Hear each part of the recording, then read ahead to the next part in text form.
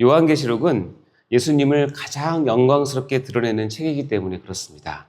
이 책은 세상과 역사는 예수 그리스도의 손에 달려있다, 손 안에 있다라고 하는 그 확신과 믿음을 성도들에게 주는 것을 목표로 하고 있기 때문에 그렇습니다.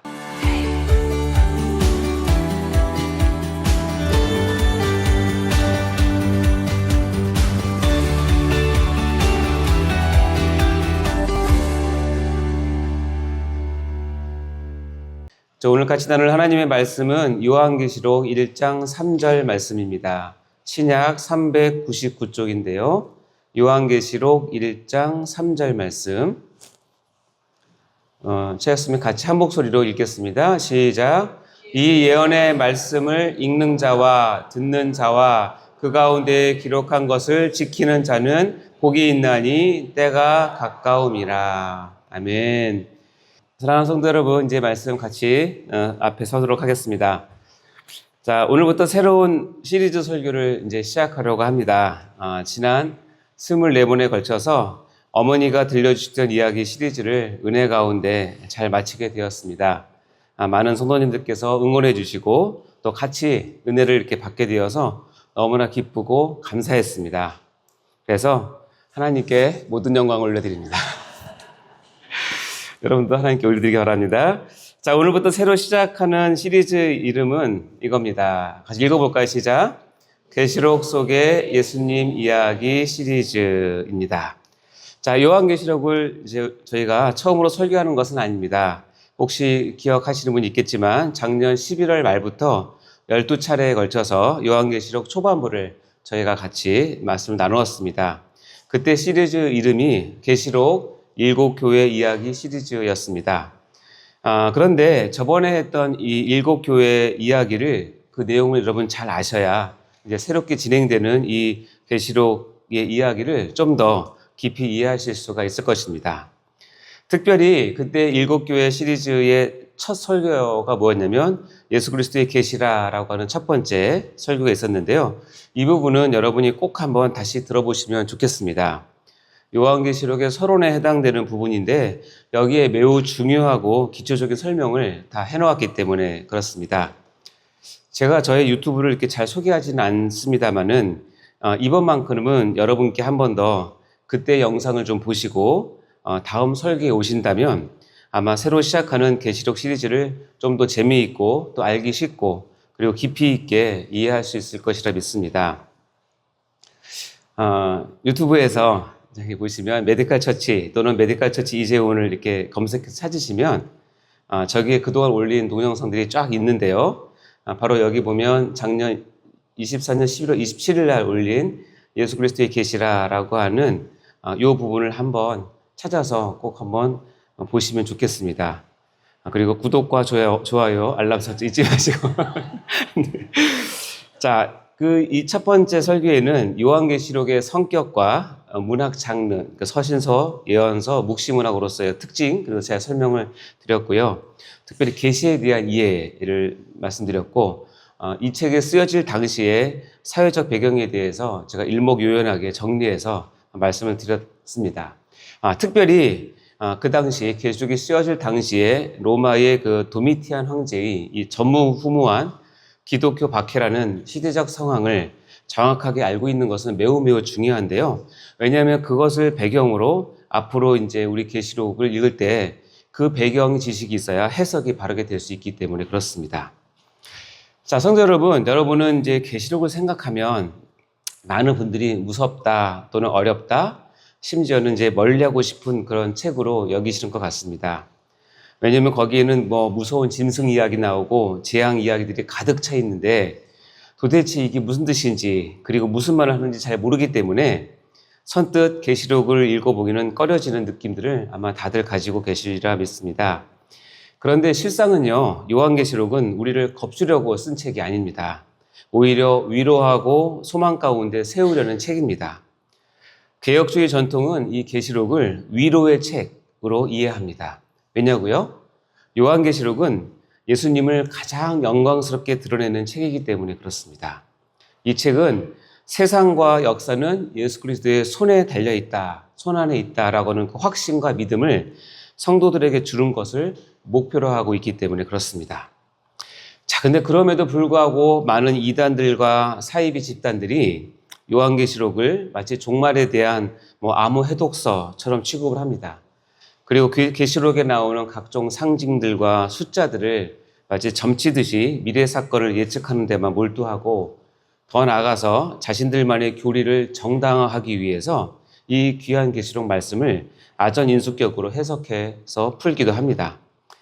이렇게 계시록이 오용되는 현실이 참으로 안타깝습니다. 왜 이런 일이 일어날까요?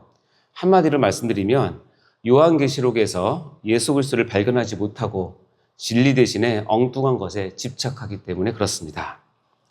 따라서 이번 시리즈 이름이 계시록 속의 예수님 이야기 시리즈라는 이 이름에서 다들 느끼셨겠지만 우리는 이 요한계시록을 통해서 예수님을 드러내고자 하시는 하나님 아버지의 마음과 의도를 우리가 깨닫고 철저히 예수님 중심으로 이 요한계시록을 보려고 합니다.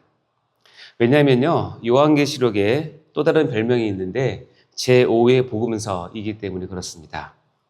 여러분이 아시는 마태, 마가, 누가, 요한 이 사복음서는 초림으로 오신 예수님에 대한 계시의 말씀이었다면 이 같이 나눌 이 요한계시록은 다시 오실 재림주로서의 예수님에 대한 계시의 말씀이기 때문에 그렇습니다. 그래서 제5의 복음서다라고 불리는 것입니다. 자, 그래서 오늘은 계시록 속의 예수님 이야기 시리즈 첫 번째 시간으로 설교의 제목은 계시록 이렇게 읽어보아요입니다. 우리 같이 제목 읽어볼까요? 시작. 계시록 이렇게 읽어보아요입니다. 자, 오늘 본문 말씀 한번 다시 읽어볼까요? 요한계시록 1장 3절 말씀 시작.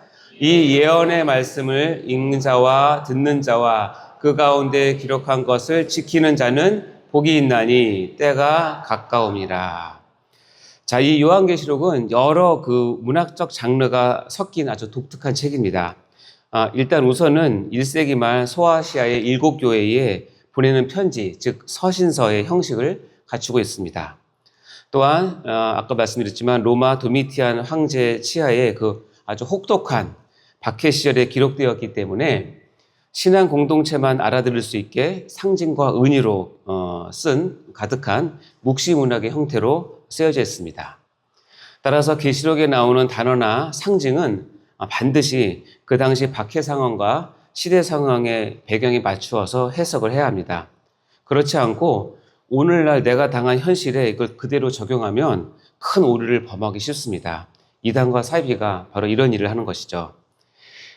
그리고 요한계시록은 또 하나는 뭐냐면 예언서의 성격도 강한 책입니다. 오늘 아까 금방 읽은 본문에서도 요한계시록을 예언의 말씀이라고 분명하게 말합니다. 하지만 성경의 예언을 오로지 그 앞날을 이렇게 일어날 것을 미리 말해주는 것으로만 생각해서는 안 됩니다. 사실 성경에 나타난 예언의 대부분은 현재 일들을 하나님의 눈으로 보고 전하는 것을 예언이라고 하기 때문에 그렇습니다. 한 연구에 따르면 우리 구약의 선지서들을 보니까 그 예언 가운데 무려 92%는 당시 그 현재에 대한 하나님의 말씀이고 7%만이 우리가 아는 미래를 예언하는 것이고 1%는 메시아에 대한 예언이라고 합니다. 이렇듯 선지자들이 전한 예언의 주된 관심사는 뭐냐면 지금 눈앞에 벌어지고 있는 사건에 대한 하나님의 뜻과 마음을 전하는 것에 있습니다. 예를 들자면 지금 우리가 가뭄 가운데 있습니다. 그러면 그 원인을 하나님께 묻고 하나님께서 이 상황을 어떻게 보고 계시는지를 듣고 전하는 것입니다. 이것이 예언입니다. 또는 나라에 아주 큰 환란이 닥쳤어요. 전쟁 같은. 그럼 왜 이런 일이 일어났는가 하고 그럼 하나님은 이것을 무엇이라고 하며 어떻게 보시는가를 물어보는 것입니다. 이렇게 현재 일어난 일들에 대해서 하나님의 뜻을 구하고 대언하는 것을 예언이라고 얘기를 합니다. 결국 선지자는 현재에 관심을 가질 수밖에 없는 것이고 하나님께서는 현 상황에 대해서 주시는 말씀을 선지자가 받아서 백성에게 전하는 것이 바로 예언이라는 뜻입니다. 왠지 아세요? 현재가 변하면 앞으로 미래가 변하기 때문에 성경의 예언은 언제나 현재를 중요하게 다룹니다. 그래야 올바른 미래가 결정되기 때문에 그렇습니다. 이렇듯 금방 읽은 것처럼 요한계시록을 예언서라고 부르는 것은 이게 단지 미래에 벌어질 이야기를 적어놨다는 뜻이 아니라 그 당시 교회들의 현재 상황에 대한 하나님의 마음과 메시지를 담고 있기 때문에 그렇습니다. 우리는 계시록의 대부분 내용이 당시 성도들이 겪고 있던 현실을 다루고 있다는 것을 꼭 명심하셔야 됩니다. 물론 계시록에는 장차 성취될 미래에 대한 예언도 분명히 포함되어 있습니다. 그러나 핵심 초점은 무엇이냐면 그 당시 교회들과 성도들이 처한 현실에서 이 벌어지는 영적 싸움과 그 위에 하나님의 주권을 이 묵시적인 언어로 보여주는 것에 목적이 있다는 뜻입니다. 따라서 오늘 본문의 선언처럼 요한계시록을 하나님의 예언 말씀으로 받아서 그것을 읽고 그리고 듣고 지키는 사람은 하나님께서 예비하신 복을 누리게 된다는 뜻입니다. 아멘. 자, 그러면 이 요한계시록을 우리가 어떻게 하면 건강하고 신앙적으로 그리고 유익하게 읽을 수 있을까요? 저와 여러분이 앞으로 이런 것도 그 시리즈를 하면서 다음 3가지 원칙을 말씀을 드릴 텐데 요한계시록을 대할 때마다 이 3원칙을 꼭 마음에 두시고 요한계시록 읽어보시기 바랍니다. 자, 첫 번째는 예수 그리스도 중심으로 읽기. 이것이 가장 중요한 것입니다. 왜냐하면 요한계시록은 무엇보다도 예수 그리스도의 계시이기 때문에 그렇습니다. 자, 요한계시록을 여는 첫 절 이렇게 되어 있습니다. 우리 요한계시록 1장 1절 읽어볼까요? 시작. 예수 그리스도의 계시라. 이는 하나님이 그에게 주사 반드시 속히 일어날 일들을 그 종들에게 보이시려고 그의 천사를 그 종 요한에게 보내어 알게 하신 것이라. 자, 여기서 보면 예수 그리스도의 계시라라는 이 표현은 어떤 뜻이냐면 예수님께서 주시는 계시다. 또 예수님에 관한 계시다. 또 동시에 예수님께 속한 계시다라는 뜻입니다. 다 맞는 의미입니다. 이처럼 요한계시록은 처음부터 끝까지 예수 그리스도께 초점을 맞춰서 읽어야 한다는 뜻입니다. 그래서 요한계시록에 제5의 복음서라는 별명이 붙은 것입니다. 다시 말해 이 책의 주인공은 여기에 나오는 각종 짐승들이나 적그리스도 이런 것들이 아니라 오직 어린 양 예수 그리스도이십니다. 계시록의 목적은 그리스도의 승리를 드러내고 성도들로 하여금 그분을 끝까지 따르게 하는 것에 있습니다. 그러므로 여러분이 계시록 읽을 때는 항상 이 말씀은 예수님에 대해서 무엇을 보여주는가를 물어보시기 바랍니다. 계시록은 살아계신 그리스도에 관한 책이며 우리 주님이 다시 오심과 영광을 증언하는 책이라는 뜻입니다. 어떤 이들은 계시록을 읽으면서 적그리스도나 음녀, 666, 14만 4천 이런 것에 집착을 합니다. 그러나 그것은 옳지 않습니다. 우리가 진정 집중해야 될 한 분은 만왕의 왕 되신 예수님이십니다. 믿으시기 바랍니다. 그래서 요한계시록 5장에 가면 일찍 죽임당하신 어린 양 예수, 그래서 그분이 두루마리를 펼치시고 역사와 구원의 경륜을 이뤄가는 그런 장면들이 쭉 나옵니다. 그리고 계시록 19장에 가면 하늘의 백마를 타고 재림하시는 충성되고 진실하신 주님, 예수님이 만국을 다스리는 모습이 나옵니다. 어쨌든 이 모든 환상들은 결국 예수 그리스도의 주권과 승리를 가르치고 있는 것입니다. 그러므로 우리는 계시록을 통해서 더 깊이 예수님을 알고 그분께 예배와 순종을 돌리는 것이 가장 중요한 목표임을 잊지 말아야 합니다. 아멘. 자, 그러면 두 번째는 어떤 원칙이냐면 당시의 역사와 문학적 문맥을 고려해서 계시록을 읽어야 할 것입니다. 자, 여러분 요한계시록은 어느 날 갑자기 하늘에서 뚝 떨어진 아주 신비한 책이 아닙니다. 이것은 1세기 말 소아시아의 실제 교회들에게 주어진 편지이자 예언서입니다. 따라서 계시록을 제대로 이해하려면 당시의 역사적 배경과 문맥을 살펴야 합니다.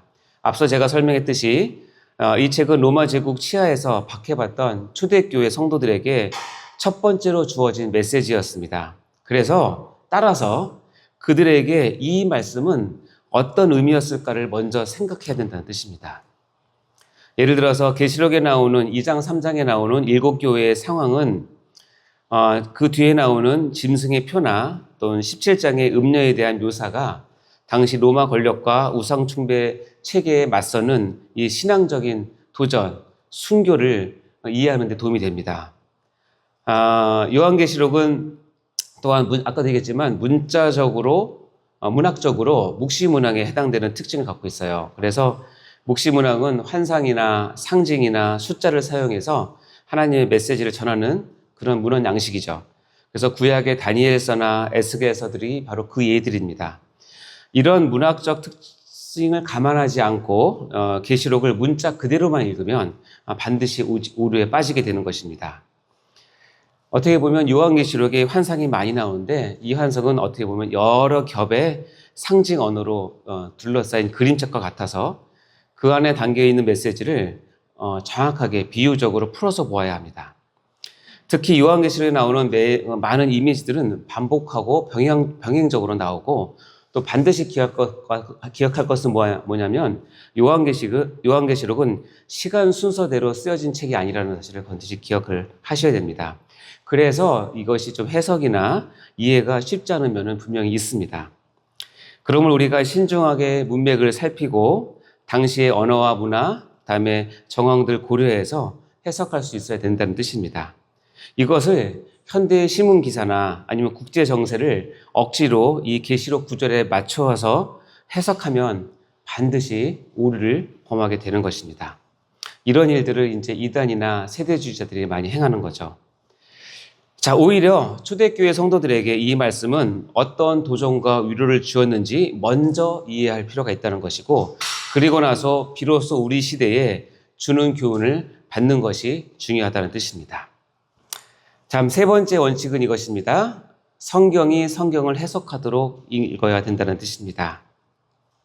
계시록을 읽을 때는 오직 성경으로 돌아가서 성경 자체가 그 의미를 풀어주도록 해야 합니다. 요한계시록은 신약 성경 가운데서도 구약 성경에 대한 인용과 암시가 매우 많은 책입니다. 어떤 자료에 의하면 요한계시록의 총 404절로 이루어진 이 계시록 가운데 약 278절, 무려 3분의 2 이상이 구약 성경의 구절과 이미지와 연결되어 있다는 연구가 있습니다. 이처럼 다니엘, 에스겔, 이사야, 스가랴와 같은 이 선지서들에 나오는 환상과 표현이 요한계시록에 계속 반복되어서 나오게 된다는 뜻이죠. 그러므로 우리가 계시록을 읽다가 어려운 대목을 만나면 성급하게 현실 역사나 자신의 상상력에 기대하지 마시고 성경에 나오는, 특히 구약의 선지서에 나오는 다른 부분들을 통해서 이것을 해석을 해야 된다는 뜻입니다. 예를 들어 계시록 13장에 나오는 바다에서 올라오는 짐승의 환상은 다니엘서 7장에 나오는 네 짐승의 환상을 배경으로 이해해야 하고요. 계시록 12장에 나오는 해를 입은 여자와 용의 싸움은 우리가 잘 아는 창세기 3장 15절의 원시복음이나 구약의 메시아 탄생 예언과 연결시켜서 보아야 한다는 뜻입니다. 이처럼 성경 전체의 흐름 속에서 계시록을 읽을 때 우리는 잘못된 공상이나 억측을 피하고 하나님의 뜻을 올바르게 파악할 수 있습니다. 이것은 개혁신앙의 전통이 강조하는 성경이 성경을 해석한다는 원리입니다. 성경의 한 구절의 의미를 정할 때는 다른 구절들이 그것을 조명해 주도록 해야 된다는 뜻입니다. 특별히 계시록처럼 난해한 책일수록 우리는 더욱 겸손하게 다른 말씀들과 대조해서 균형 있게 해석을 해야 합니다. 이러한 원칙을 지킬 때 비로소 계시록은 혼란과 논쟁의 그런 무서운 책이 아니라 오히려 아주 풍성한 예수 그리스도를 바로 보여주는 은혜의 책으로 우리에게 다가갈 것입니다.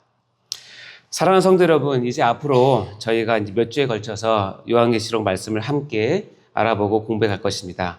가장 안전하고 확실한 방법으로 선택한 계시록 속의 예수님 이야기를 따라서 우리가 요한계시록의 말씀을 풀어가려고 합니다. 여러분 모두 이 여정에 동참하실 거죠? 네, 그래서 계시록을 통해서 예수님의 놀라운 모습을 발견하고 예수님과 더 깊은 교제, 그리고 예수님과 함께 연합되는 그 놀라운 은혜를 많이 누리시기 바랍니다. 무엇보다도 요한계시록을 미리 읽어두시길 부탁드립니다. 다음 주에는 요한계시록 2장과 3장을 다룰 예정이니까 시간 되실 때 한번 읽고 오시면 좋겠습니다. 그리고 읽으실 때 우리가 좀 전에 배운 세 가지 원칙 꼭 기억하시기 바랍니다. 첫 번째 뭐죠? 예수 그리스도 중심으로 읽기. 두 번째, 당시의 역사적, 문학적 문맥을 고려하여 읽기. 세 번째, 성경이 성경을 해석하도록 읽기. 이 세 가지 원칙을 지킨다면 요한계시록 읽으면서 잘못된 두려움이나 혼란에 빠지지 않을 것입니다. 오히려 이 말씀을 통해 크신 위로와 복음의 능력을 얻게 될 줄 믿습니다. 우리 모두 요한계시록의 말씀을 읽고 그리고 듣고 그것을 지키는 사람이 되어서 이 말세에 하나님께서 예비하신 복을 풍성히 받아 누리시기를 주님의 이름으로 간절히 축원합니다. 같이 기도하시겠습니다. 사랑과 은혜가 풍성하신 하나님 아버지, 오늘 새벽 저희에게 요한계시록의 첫 말씀을 열어주심을 감사드립니다. 요한계시록이 무서운 책이 아니라 오직 예수님의 영광을 드러내는 책임을 알게 하심이 감사합니다. 주님, 우리가 세상 풍랑 속에서도 두려워하지 않고 계시록 속에서 예수님을 바라보게 하여 주시옵소서. 개인의 호기심으로 읽지 않게 하시고 공동체를 향한 주님의 사랑과 위로를 붙들게 하여 주시옵소서. 앞으로 계시록 속의 예수님 이야기 시리즈 설교를 축복하셔 우리 모두가 큰 감동과 깨달음을 받아 예수 그리스도에게 더 깊이 연합되는 은혜를 부어 주시옵소서. 이 모든 말씀 우리를 구원하신 예수님의 이름으로 간절히 기도드립니다. 아멘.